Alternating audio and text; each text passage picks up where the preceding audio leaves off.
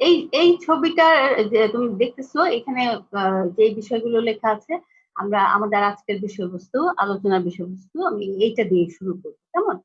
আচ্ছা, তোমরা আমি যেটা তোমাদের পড়াবো সেটা হচ্ছে পাশ্চাত্য দর্শনের ইতিহাস, আধুনিক যুগ। আমরা জানি যে পাশ্চাত্য দর্শনে 4টা যুগ আছে, একটা হচ্ছে প্রাচীন যুগ, একটা মধ্যযুগ, একটা আধুনিক যুগ, আর একটা হচ্ছে সমকালীন যুগ। এখন প্রাচীন যুগের মূল বৈশিষ্ট্যটা হচ্ছে এটা হচ্ছে বিশ্বতাত্ত্বিক, বিশ্বকে কেন্দ্র করে এই দর্শন আলোচিত হয়েছে।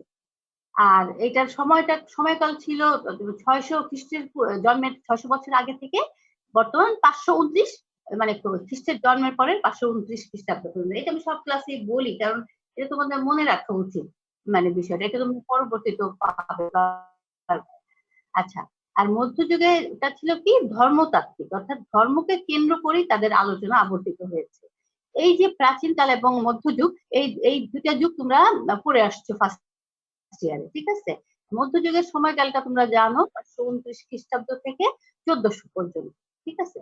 তো এইটা এই দুই অংশটা অর্থাৎ প্রাচীন ও মধ্যযুগ, এই দুই যুগের আলোচনা তোমরা এর আগে পড়েছো কোথায়? ফার্স্ট ইয়ারে। তা এখন তোমাদের যেটা আমরা আলোচনা করছি সেকেন্ড ইয়ারে সেটা হচ্ছে আধুনিক যুগের দর্শন। এখন আধুনিক যুগের দর্শনে ওটা কি আমরা জানি, এটা হচ্ছে জ্ঞানতাত্ত্বিক জ্ঞান, এবং এটার সময়কাল হচ্ছে 1401 থেকে 1831 পর্যন্ত, অর্থাৎ হেগেলের মৃত্যু পর্যন্ত। হেগেলের মৃত্যুর পরে এই দর্শনের মানে সমাপ্তি ঘটে। তো এখন এই আধুনিক যুগের দর্শনের যে জ্ঞানতাত্ত্বিক বলছি, এই জ্ঞানতাত্ত্বিক বলতে মানে আমরা কি বুঝি, অর্থাৎ জ্ঞানতাত্ত্বিক দর্শন কোনটা সেটা তোমরা কিন্তু ফার্স্ট ইয়ারে পড়ে আসছো, তারপর আমি আরেকবার বলছি। অর্থাৎ যেখানে জ্ঞানের উৎস বা উৎপত্তি, তারপরে জ্ঞানের স্বরূপ, জ্ঞানের শর্ত, সীমা, পরিধি, এগুলো নিয়ে আলোচনা করা হয়, সেটাই হচ্ছে জ্ঞানতত্ত্ব, ঠিক আছে? এই আধুনিক যুগে দর্শন যখন আমরা আলোচনা করব তখন দুইটা দিক, অর্থাৎ এই যে বললাম জ্ঞানের উৎস, স্বরূপ, সীমা, এই এই বিষয়গুলো, এর মধ্যে দুটো দিক নিয়ে আমরা আধুনিক যুগে আলোচনা করেছি, অর্থাৎ আধুনিক যুগের আলোচনাটা আবর্তিত হয়েছে এ দুটো বিষয়ের উপর। সেটা কি? একটা হচ্ছে জ্ঞানের উৎস বা উৎপত্তি, আর একটা হচ্ছে জ্ঞানের স্বরূপ, ঠিক আছে? তো জ্ঞানের উৎপত্তি, জ্ঞানের স্বরূপ মানে জ্ঞানটা কেমন, কি ধরনের, এই আমরা যে জ্ঞান পাচ্ছি সেটা কোন ধরনের জ্ঞান, এটা হচ্ছে জ্ঞানের স্বরূপ। আর জ্ঞানের উৎপত্তি হচ্ছে জ্ঞান কোথা থেকে আসে, কিভাবে আসে, অর্থাৎ জ্ঞানটা আমি কিভাবে পাচ্ছি, কোন বিষয়ের মাধ্যমে পাচ্ছি। তো সেই হিসাবে আমরা দেখেছি যে তিনটা জিনিসের কথা বলা হয়েছে, যে তিনটা বিষয়ের ভিত্তিতে আমরা জ্ঞানটা অর্জন করি। সেটা হচ্ছে, একটা হচ্ছে বুদ্ধির মাধ্যমে, একটা হচ্ছে অভিজ্ঞতার মাধ্যমে, একটা হচ্ছে বুদ্ধি এবং অভিজ্ঞতাকে যাচাই বাছাই করে আমরা জ্ঞানটা অর্জন করি। তাহলে সেই হিসেবে যদি আমি বলতে চাই, তাহলে আমরা পাচ্ছি তিনটা মতবাদ। যারা বুদ্ধিকে জ্ঞানের মূল উৎস মনে করে, যে বুদ্ধি থেকেই জ্ঞান পাওয়া যায়, তারা তারা হচ্ছে বুদ্ধিবাদী, তার মতবাদটা হচ্ছে বুদ্ধিবাদ। আরেকটা হচ্ছে অভিজ্ঞতাবাদ, এটা হচ্ছে এরা মনে করে, অর্থাৎ যারা অভিজ্ঞতাবাদী দার্শনিক, তারা মনে করে জ্ঞানের উৎস হচ্ছে তোমার অভিজ্ঞতা, কেমন? এবং এদেরকে যারা উৎসকে অভিজ্ঞতাকে জ্ঞানের উৎস মনে করে তারা হচ্ছে অভিজ্ঞতাবাদী। আর বিচারবাদী হচ্ছে যারা মনে করে যে জ্ঞান শুধু বুদ্ধি থেকে পাওয়া যায় না, বা শুধু অভিজ্ঞতা থেকে পাওয়া যায় না, জ্ঞান পাওয়া যায় বুদ্ধি এবং অভিজ্ঞতা উভয় থেকে, ঠিক আছে? আচ্ছা, এখন এই যে বুদ্ধিবাদী দার্শনিক তারা কারা? একজন হচ্ছেন ডেকার্ট, আর তারপরে হচ্ছে স্পিনোজা। ডেকার্টের একটু রেফ লিখতে ভুল হয়ে গেছে, দেখে নাও। ডেকার্টের উপর রেফ আছে, ডেকার্ট কয়ের উপরে, হ্যাঁ তোমরা তো জানো ডেকার্ট।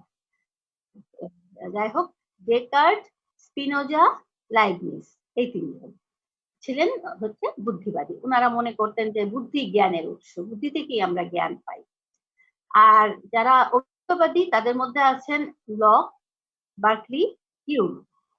বলো, কিছু বলবে? লক, বলো, শুনছি, বলো। হিউম, হ্যাঁ, লক, বার্কলি, হিউম। আর বিচারবাদী ছিলেন কান্ট, ঠিক আছে? আচ্ছা, এটা গেল জ্ঞানের উৎস থেকে আমরা এই এই কয়টা মতবাদ পাচ্ছি, ঠিক আছে? আর এরপরে যেটা সেটা হচ্ছে তোমার জ্ঞানের স্বরূপ। এগুলো আমি একটা একটা করে বলছি, তারপর আমি পরে অন্য বিষয়ে যাচ্ছি। আচ্ছা, ভাববাদী দার্শনিক কে কে? ভাববাদী দার্শনিক হচ্ছে জ্ঞানের স্বরূপ হিসাবে, যারা জ্ঞানের স্বরূপ হিসেবে মনে করে যে জ্ঞানটা হচ্ছে আমার ভাব জগতে থাকে, আমার ভাব জগতে, অর্থাৎ জ্ঞানটা হচ্ছে ভাবছে।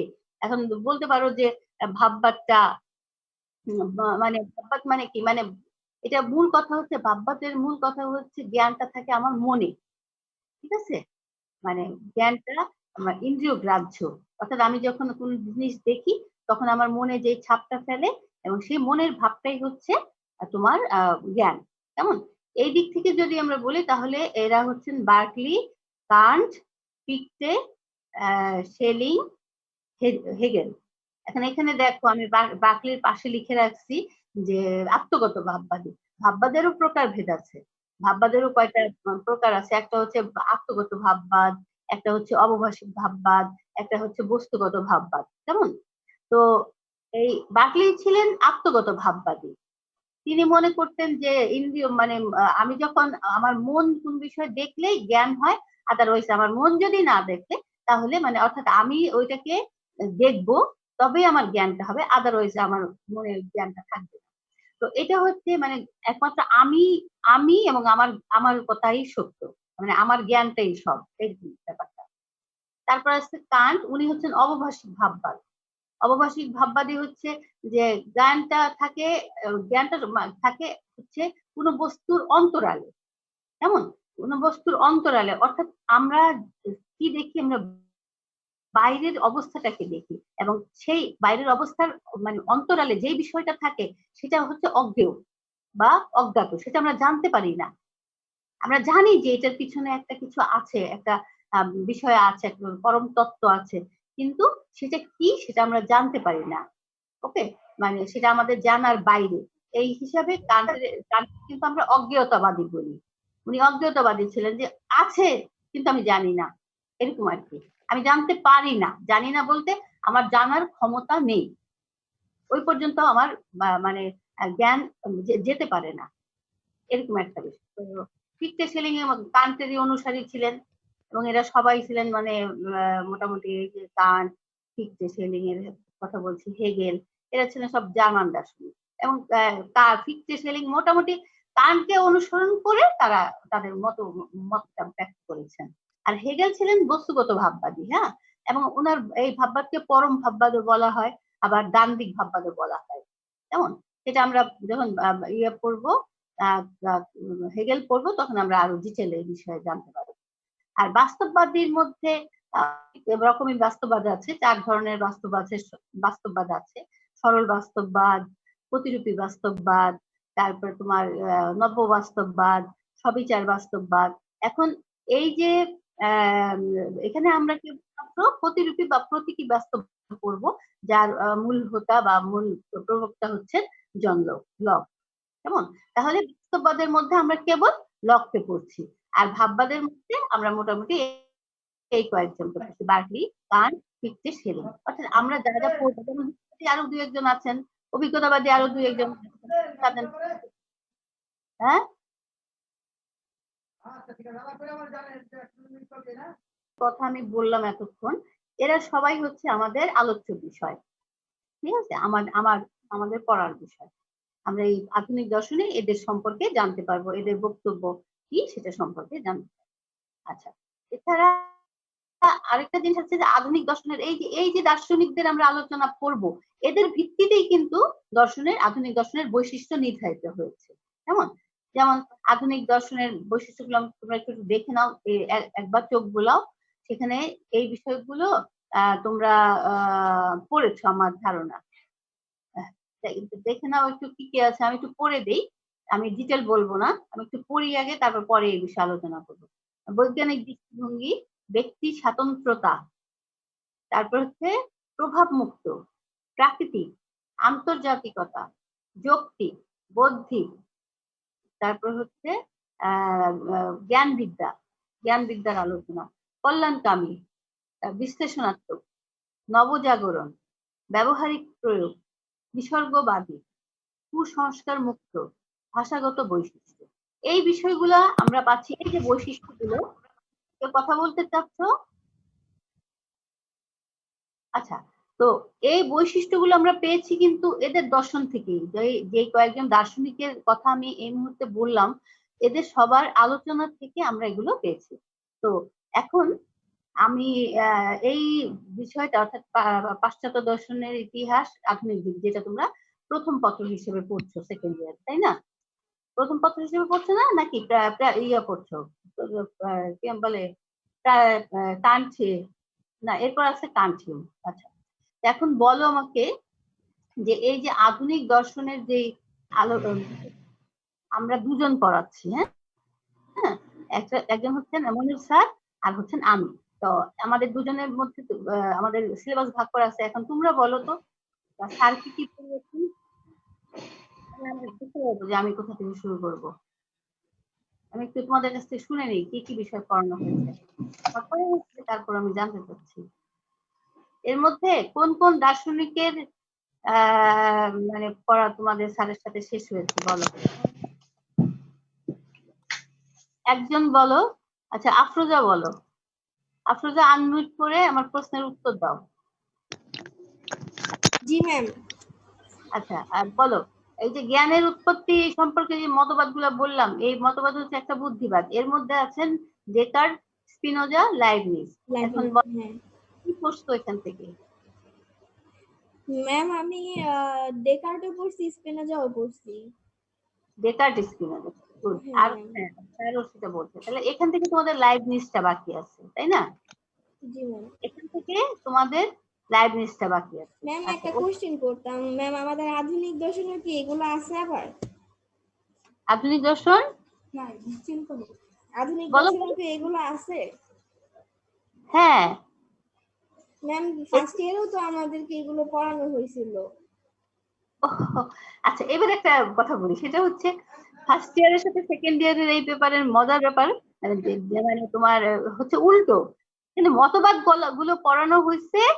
আর মানে মতবাদ গুলো পড়াতে যায়, যেমন বুদ্ধিবাদ যখন আমরা পড়ছি তখন আমরা ডেকার্ট, লাইবনিজ, স্পিনোজা তিনজনকে পড়ছি, আরো দু একজন দার্শনিক। কিন্তু এখন আমরা কি করবো, জাস্ট দার্শনিক ওয়াইজ, অর্থাৎ লাইবনিজ শুধুমাত্র যে বুদ্ধিবাদ নিয়ে আলোচনা করছে এটা না, সে আরো অনেক বিষয়, যুক্তিবিদ্যা নিয়ে আলোচনা করছে, সেটাও পড়বো। তারপর সে ওই যে দেহ মনের সম্পর্ক বিষয়ে পূর্ব প্রতিষ্ঠিত বাদ বলছে, মানে প্রতিষ্ঠিত বাদের কথা বলছে, সেটাও আমরা পড়বো। এরকম স্পিনোজা সম্পর্কে আমরা পড়বো। তখন তো শুধুমাত্র বুদ্ধিবাদী দার্শনিক হিসেবে যে উনি বুদ্ধিবাদের কি বুদ্ধিবাদ আলোচনা করতে গিয়ে কি বলছেন, স্পিনোজা বুদ্ধিবাদ আলোচনা করতে কি বলেছেন, লাইবনিজ আলোচনা করতে গিয়ে কি বলেছেন, সেটাই শুধু বুদ্ধিবাদের উপরে। এখানে আমরা লাইবনিজের বুদ্ধিবাদ পড়বো, সেটাও তোমাদের জানা। এটাই তো মানে তোমার ফার্স্ট ইয়ারের সাথে অনেক মিল আসছে সেকেন্ড ইয়ারের এই বিষয়গুলো। তাহলে আমাদের একদম প্রথম থেকে শুরু করতে হবে ম্যাম। ডেকার্ট, স্পিনোজা যেগুলা পড়ছি এগুলা মানে শর্টকাট মতবাদ পড়ছি, সবটা না। হ্যাঁ, তো উনি বুদ্ধিবাদী ধারা থেকে আসছে, বুদ্ধিবাদী ধারার মধ্যে থেকে এসে উনি এই কথাগুলো বলতেছে, ঠিক আছে? শুধুমাত্র যে বুদ্ধিবাদ নিয়ে উনি আলোচনা করছেন তা কিন্তু না, উনি বুদ্ধিবাদের মূল বিষয় নিয়ে আলোচনা করেছেন তা না, উনি বুদ্ধিবাদী দৃষ্টিভঙ্গি ছিলেন, এবং বুদ্ধিবাদী দৃষ্টিভঙ্গি থেকেই উনি যেমন ওই দেহমন সম্পর্কিত আলোচনা করেছেন। কোনটা? সেটা হচ্ছে যেমন উনার দেহমন সম্পর্কিত আলোচনা কোনটা, ক্রিয়া ক্রিয়া ক্রিয়া প্রতিক্রিয়াবাদ, ঠিক আছে? ঈশ্বরের অস্তিত্ব নিয়ে উনি আলোচনা করেছেন। এরা সবাই ঈশ্বরের অস্তিত্ব নিয়ে আলোচনা করেছেন। আমরা পড়বো দার্শনিকদের, আমরা বুদ্ধিবাদ পড়বো না, অভিজ্ঞতাবাদ পড়বো না, আমরা পড়বো দার্শনিকদের আলোচনা। আমি যেটা বলতে চাচ্ছি সেটা হচ্ছে বুদ্ধি ধারা, মানে বুদ্ধিবাদী ধারায় উনি এর আলোচনা করেছেন, এই তিনজন, ঠিক আছে? এই দার্শনিকদের আমরা পড়বো, এদের আদার্স যে অন্য বিষয়গুলো আছে সেগুলো আমরা পড়বো। যেমন ডেকার্টের বুদ্ধিবাদ কেবল পড়বো না, ডেকার্টের বুদ্ধিবাদ তো পড়বোই, সাথে ডেকার্টের সম্পর্কে ডেকার্ট কেন বলছিলেন যে আমি I think therefore I exist, এই জিনিসগুলা। তারপরে উনার সংশয়বাদ, উনি কেন সংশয়বাদী, সংশয়বাদ কি সত্যি উনি প্রকৃত সংশয়বাদী ছিলেন কিনা, সেই বিষয়টা আমরা পড়বো। তারপর ওনার ওই ক্রিয়া প্রতিক্রিয়াবাদ পড়বো। তারপর ওনার ঈশ্বরের অস্তিত্ব নিয়ে উনি যে আলোচনা করেছেন, প্রমাণ করে কথা করেছেন, ওনার তত্ত্ব বিষয়ক যুক্তি। তারপরে এই ওনার আরো ওনাকে কেন আধুনিক দর্শনের জনক বলা হয় সেই বিষয়টা আলোচনা করব। এই বিষয়গুলো এখানে চলে আসবে, ঠিক আছে? তারপরে ওই যে আমি আমি আছি সুতরাং আমি চিন্তা করতে পারি সুতরাং আমি অস্তিত্বশীল, কিভাবে এই জিনিসগুলো আমরা একেবারে পুরা ডিটেল করবো। আর উনি কেন বুদ্ধিবাদী সেই হিসাবটাও আমরা সেই হিসাবেও আমরা বুদ্ধিবাদ করবো। কিন্তু যখন আমরা ফার্স্ট ইয়ারে বুদ্ধিবাদ করেছি তখন আমরা শুধু ডেকার্টের বুদ্ধিবাদের অংশটুকুই পড়েছি, অন্য জিনিসগুলো কিন্তু আমরা আলোচনা করিনি। তারপর স্পিনোজা সম্পর্কে কেবল বুদ্ধিবাদী, উনি বুদ্ধিবাদ সম্পর্কে কি বলেছেন সেটাই আলোচনা করেছে, লাইবনিজেরও একই কথা। কিন্তু এখানে আমরা কি করব, স্পিনোজা যে সর্বেশ্বরবাদী, স্পিনোজা দ্রব্য সম্পর্কিত আলোচনা, তারপরে ঈশ্বরের উনার মানে ঈশ্বরের অস্তিত্ব নিয়ে উনি আলোচনা করেছেন। এইসব বিষয়গুলো নিয়ে ওই যে আলোচনা সেটা আমরা স্পিনোজার মধ্যে করব। আর লাইবনিজের মধ্যে আমরা যেটা করব সেই দেহ মন সম্পর্কিত আলোচনা হিসাবে পূর্ব প্রতিষ্ঠিতবাদ আলোচনা করব। তারপরে তোমার উনি বহুত্ববাদী ছিলেন না একত্ববাদী ছিলেন। তারপরে মানে উনার যে আরো বিষয় মনার, ওনার যে প্রধান আলোচ্য বিষয় সেটা হচ্ছে মনার তত্ত্ব। সেই মনার তত্ত্বের বিভিন্ন জিনিস আমরা পড়বো, বিভিন্ন দিক আমরা পড়বো, যে মনারের কথা কেন বলেছেন, কি এবং মনারকে তিনি কিভাবে পেলেন, এইসব বিষয় নিয়ে আমরা আলোচনা করবো, ঠিক আছে?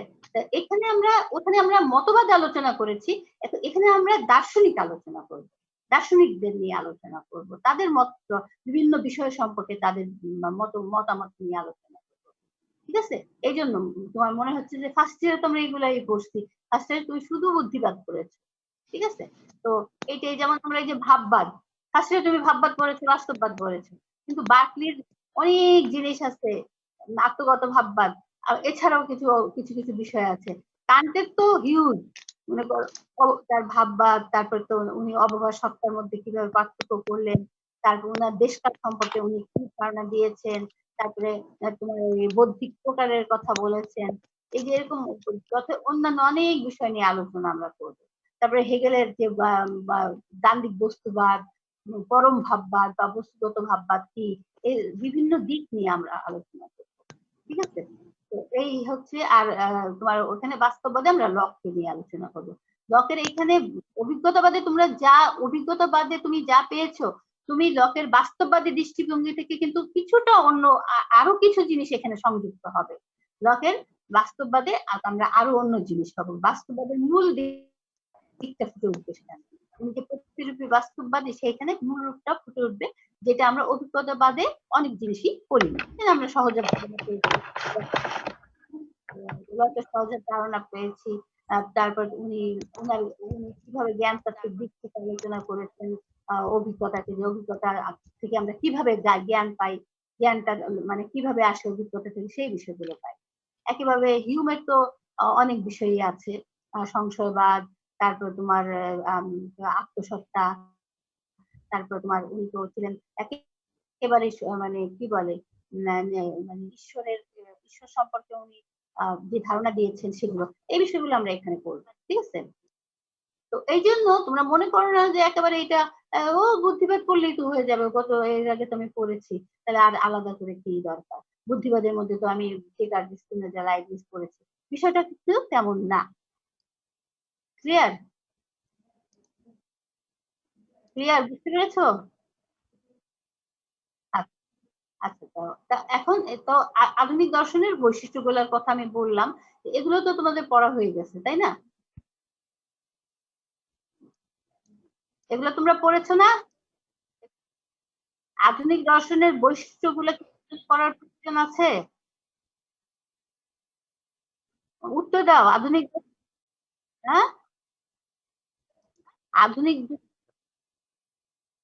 মানে তোমরা তোমাদের পড়ার দরকার আছে কিনা, না তোমরা আগে পড়েছো? না ম্যাম, পড়ি নাই ম্যাম, আমরা পাশ্চাত্য দর্শনের মানে আগেরটাই পড়ছি, আধুনিক তো একদমই ধরা হয় নাই, নতুন। আচ্ছা, এটা নতুন, তাহলে আমি যে গুলা এগুলো নতুন তোমাদের কাছে, তাই তো? ম্যাম এইভাবে যে অভিজ্ঞতাবাদ, বিচারবাদ, ভাববাদ, মানে এখানে কোন কোন দার্শনিকরা আছে সেটা আমরা জানি, কিন্তু ডিটেলসটা জানি না। কোনটা জানো না? মানে এখানে ম্যাম আপনি যেই যেটা দিচ্ছেন যে ভাববাদ, বিচারবাদ, অভিজ্ঞতাবাদ, এখানে যে যেই দার্শনিকরা আছে ওইটা আমরা ম্যাম জানি, কিন্তু ম্যাম এখানে যে ডিটেলস আছে যে এই বিভিন্ন দার্শনিকের যে ডিটেলস এটা আমরা জানি না। ও জানো না, ডেকার্টেরটাও জানো না? ম্যাম ডেকার্টেরটা জানি। জানলা স্পিনোজা? ম্যাম স্পিনোজার ম্যাম সবকিছু জানি না, মানে উনি কোন কোন আচ্ছা সেটা ঠিক জানি আছে, না। ঠিক আছে, উনাকে বলে উনি এটাই তোমাদের ক্লিয়ার করে দিবে। আমি তোমাদের পড়াবো মেনলি, সেটা আমি বলে দিই। সেটা হচ্ছে লাইবনিজ, বার্কলি, হিউম, হেগেল। ঠিক আছে, আচ্ছা লাইবনিজ, বার্কলি, হিউম, হেগেল, এই চারজনের নাম লিখে রাখো। এই কয়জনকে আমি পড়াবো। ঠিক আছে, Berkeley, Leibniz, Hume, Hume, Leibniz, Berkeley, Hume, Leibniz, Berkeley, Hume আর হচ্ছে তোমার হেগেল। এই চারজন দার্শনিক নিয়ে আমি আলোচনা করব। আমি একটু প্রাথমিকভাবে তোমাদের ধারণা দিয়ে নিলাম, কারণ আমার সাথে এর আগে তোমাদের ক্লাস হয়নি। ঠিক আছে, এর আগে তোমাদের আমার সাথে ক্লাস হয়নি, যার কারণে আমি এই জন্য এখন এটা মানে বলে নিচ্ছি। তো এখন শিখতে যাও। তাহলে আমি বৈশিষ্ট্যগুলো পড়াচ্ছি। ঠিক আছে, তাহলে দেখো একটা একটা করে। এক মিনিট, আমি আবার পেজটা দিচ্ছি স্ক্রিনে।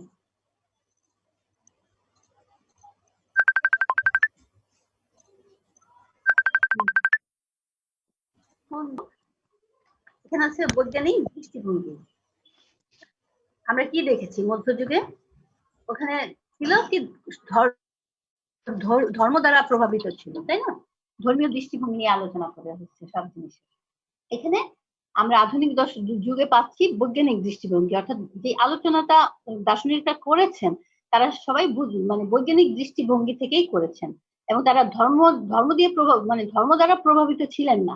হ্যাঁ, ধর্ম দ্বারা প্রভাবিত না হয়ে বিজ্ঞান ভিত্তিক পর্যবেক্ষণ ও পরীক্ষণের মাধ্যমে কোনো বিষয়কে দেখে শুনে তারপরে সেই বিষয় বস্তুটা যেভাবে আছে ঠিক। হ্যাঁ, হ্যালো, হ্যাঁ বলো, তোমাদের আওয়াজ এত মানে জি ম্যাম কথা বুঝি। আমি তো কত জোরে জোরে বলতেছি। জি ম্যাম প্রথমটা বুঝতেছি। হ্যাঁ, প্রথমটা দেখো, বৈজ্ঞানিক দৃষ্টিভঙ্গি, তাই না? আধুনিক দর্শনের একটা অন্যতম বৈশিষ্ট্য হচ্ছে এটা ছিল বৈজ্ঞানিক দৃষ্টিভঙ্গি সম্পন্ন। অর্থাৎ এইখানে মানে তোমার কোনো ধর্ম দ্বারা, আগের কি ছিল, তোমার মধ্যযুগের দর্শন ধর্ম দ্বারা প্রভাবিত ছিল। এখানে অর্থাৎ আধুনিক দর্শনে এসে, এই টাইম আউট হয়ে যাচ্ছে না, টাইম করে ঠিক করো। এক মিনিট, এই টাইম চলে যাচ্ছে, আমি আবার অন করব, তোমরা আবার একটু জয়েন। তো বৈজ্ঞানিক দৃষ্টিভঙ্গি, হ্যাঁ, অর্থাৎ বৈজ্ঞানিক দৃষ্টিভঙ্গিতে যেটা বললাম যে মানে কোনো মানে ধর্মের দ্বারা প্রভাবিত না হয়ে, কোনো কুসংস্কারের ভিত্তিতে না, একদম যাচাই বাছাই করে পর্যবেক্ষণ পরীক্ষণ করে বিষয়বস্তুটা যেইভাবে আছে ঠিক সেভাবেই হচ্ছে মানে আধুনিক দার্শনিকরা জানতে চায় জিনিসটা কি, একেবারে সরাসরি দেখবো। আমি একটা কলম, এটা আমি দেখার পরে আমি এটা যাচাই বাছাই করে তারপর আমি ডিসাইড করবো যে এটা দিয়ে কি কি কাজ হতে পারে, এটা আমার কি উপকারে আসতে পারে, বা এটসেট্রা। কেমন? এই জন্য বলা হয়েছে যে এখানে বৈজ্ঞানিক দৃষ্টিভঙ্গি ব্যবহার করা হচ্ছে। আর বৈজ্ঞানিক দৃষ্টিভঙ্গির মানে হচ্ছে দুটো জিনিস, এটা একটা পর্যবেক্ষণ পরীক্ষণ। ঠিক আছে, একটা জিনিসকে পর্যবেক্ষণ এবং হাতে কলমে পরীক্ষা করে এখানে দেখা হয়। কেমন? তাহলে এই বৈজ্ঞানিক গেল। এরপর হচ্ছে ব্যক্তি স্বাতন্ত্রতা। এখানে হচ্ছে তোমার ব্যক্তি স্বাতন্ত্রতা বলতে যে মানে এক ধরনের সামগ্রিক একটা চিন্তা আছে না, সেটা না। আমি একজন ব্যক্তি, আমি আমার নিজস্ব মানে চিন্তাধারা দিয়ে আলোচনাটা করবো, অর্থাৎ আমার চিন্তাটা হবে স্বাধীন ও মুক্ত।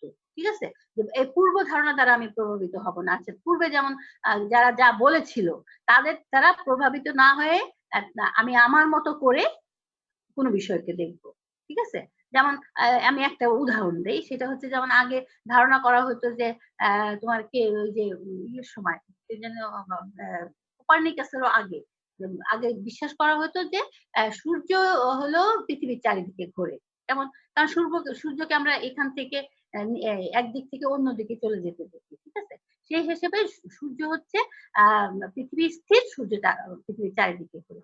পরবর্তীতে কি আমরা জানলাম, বিচার বিবেচনা করে বৈজ্ঞানিক দৃষ্টিভঙ্গি নিয়ে যখন আমরা বিচার বিবেচনা করলাম, তখন আমরা দেখলাম না, কোপারনিকাস এসে যেটা বলেছিলেন যে না, সূর্য স্থির, পৃথিবী সূর্যের চারিদিকে ঘোরে।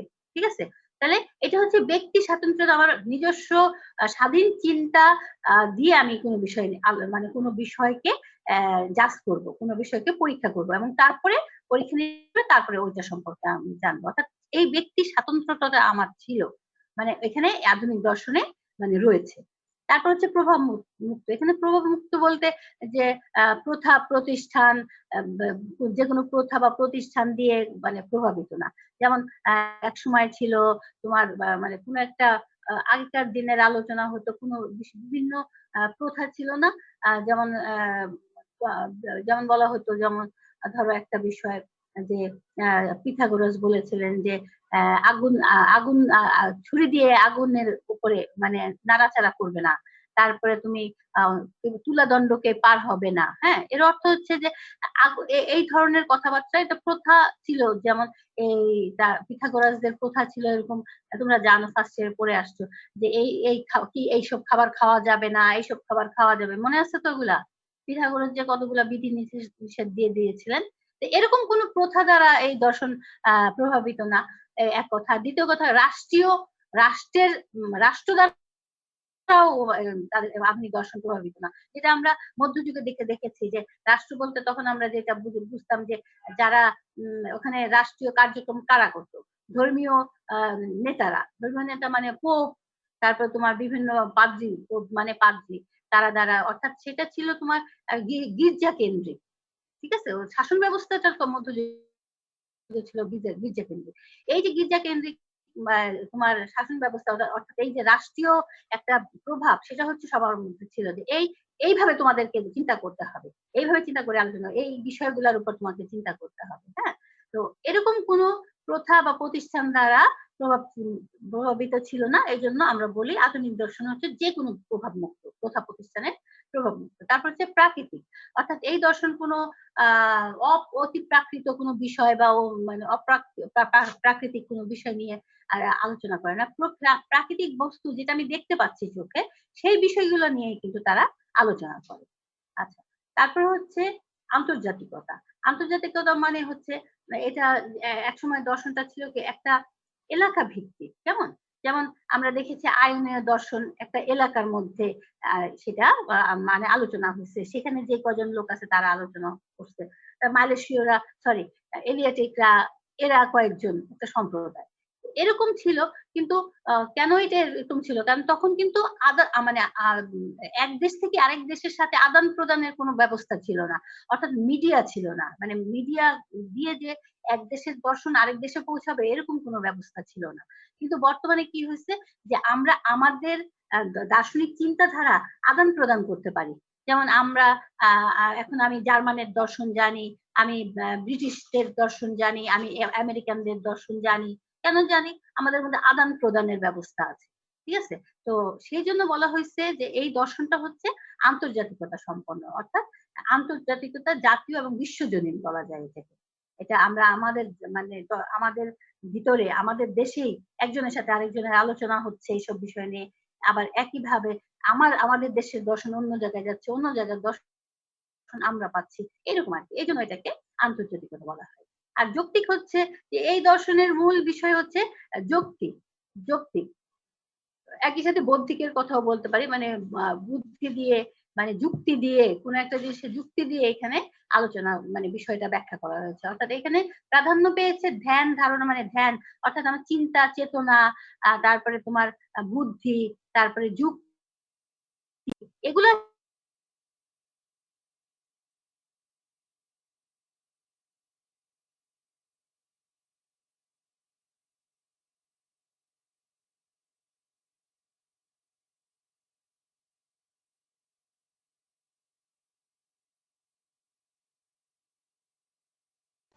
ম্যাম কথা শোনা যাচ্ছে না, মিউট হয়ে গেছে।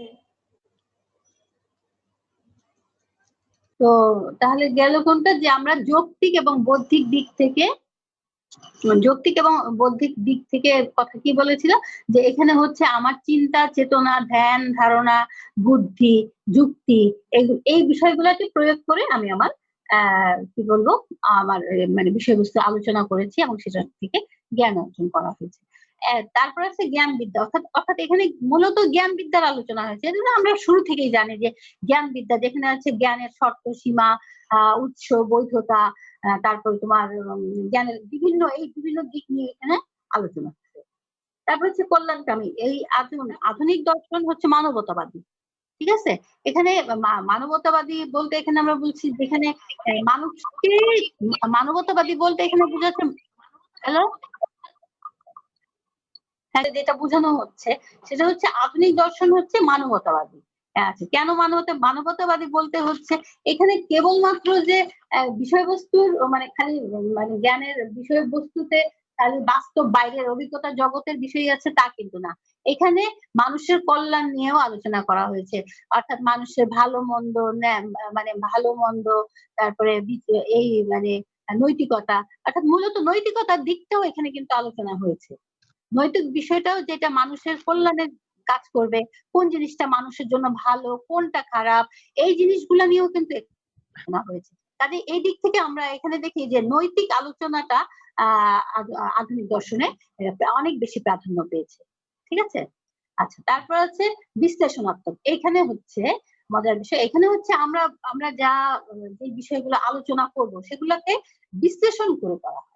মানে বিশ্লেষণ করা হচ্ছে, অর্থাৎ প্রত্যেকটা জিনিস ভেঙে ভেঙে, বিশ্লেষণ মানে বুঝতো, মানে এটাকে বিশ্লেষণ ভেঙে ভেঙে আলোচনা করা, প্রতিটা জিনিসের ছোট ছোট দিকগুলো নিয়ে আলোচনা করা হয় এখানে। মানে ঢালাও ভাবে কোনো মতবাদ, মানে ঢালাও ভাবে কোনো সিদ্ধান্ত দেওয়া, আমরা সবসময় বলি যে একটা রেনেসার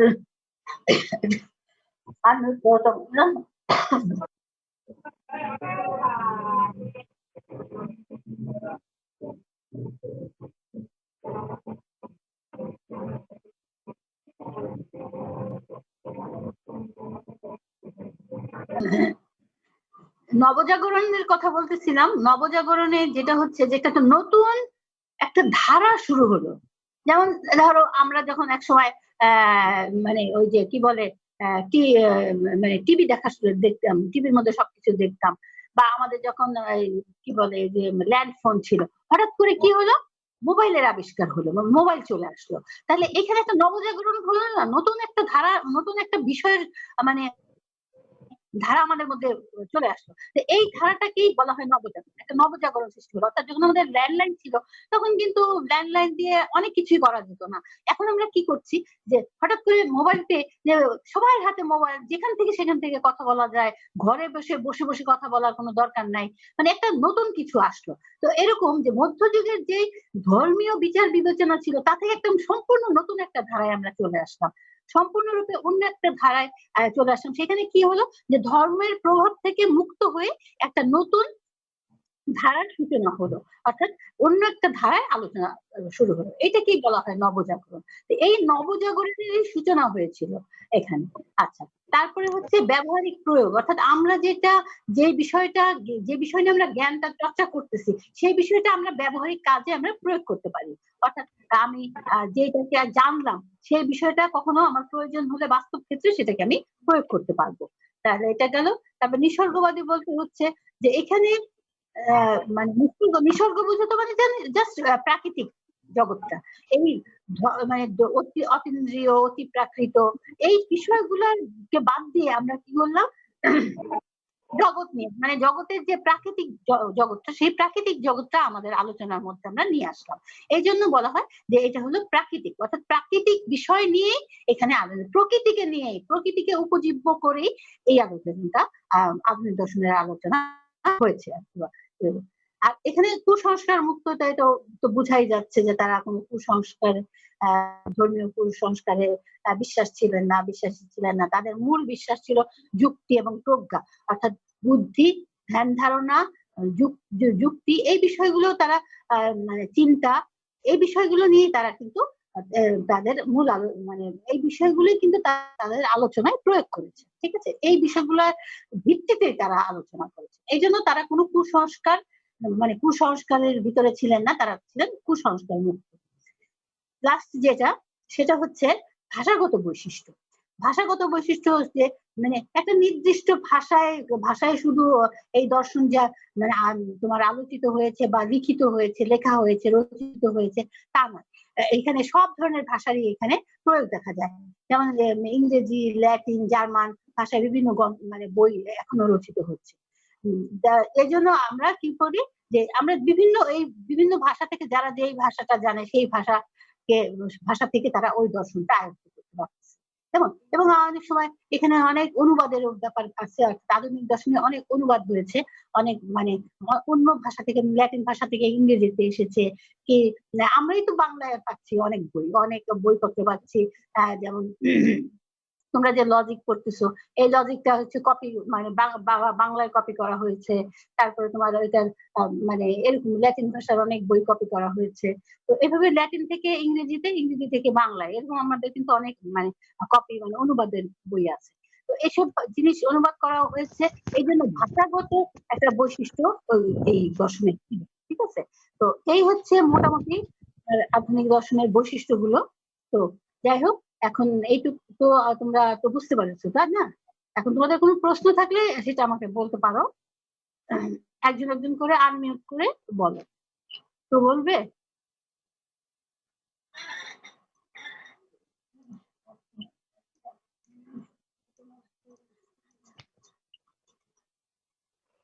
হ্যাঁ, কে বলবা? হ্যালো আফরোজা, আর তোমার নাম কি? কি যেন বলছিল তোমার নাম? অমিত। অমিত না? ও হ্যাঁ, ওবায়দুল, আফরোজা, আর কি আসছো? নুসা। আচ্ছা ঠিক আছে, আমি দেখে নিব। তো তো তোমাদের কি কোনো প্রশ্ন আছে এইটুকের উপরে যেটুক বললাম? আচ্ছা নাই। তাহলে আমরা যেটা করব সেটা হচ্ছে যে আমি তোমাদের বললাম যে আমি পড়াবো তোমাদের লাইবনিজ, বার্কলি, হিউম, তাই তো? তাহলে নেক্সট দিনের ক্লাস আমরা পড়বো লাইবনিজ সম্পর্কে, ঠিক আছে? নেক্সট দিন আমরা সরাসরি লাইবনিজে চলে যাব। ওকে? আচ্ছা, যাই হোক, যখন আমরা পড়বো তখন আমি লাইবনিজ সম্পর্কে ডিটেল তোমাদের জানাবো। তো এখন